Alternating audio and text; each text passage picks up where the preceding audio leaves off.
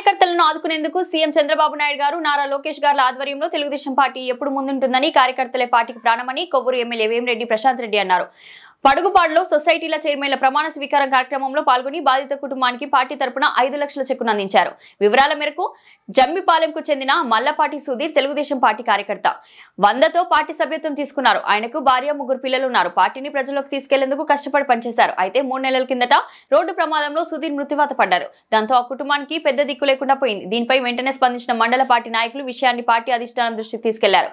సుధీర్ సభ్యత్వం కార్డులు, మృతి వివరాలు తెలియజేశారు. దాంతో వెంటనే అధిష్టానం కార్యకర్త సుధీర్ కుటుంబానికి 5 లక్షల చెక్కును మంజూరు చేసింది. ఆ చెక్కును శనివారం ఎమ్మెల్యే ప్రశాంతమ్మ బాధిత కుటుంబానికి అందజేశారు. సుధీర్ కుటుంబానికి తెలుగుదేశం పార్టీ ఎప్పుడు అండగా ఉంటుందని స్పష్టం చేశారు.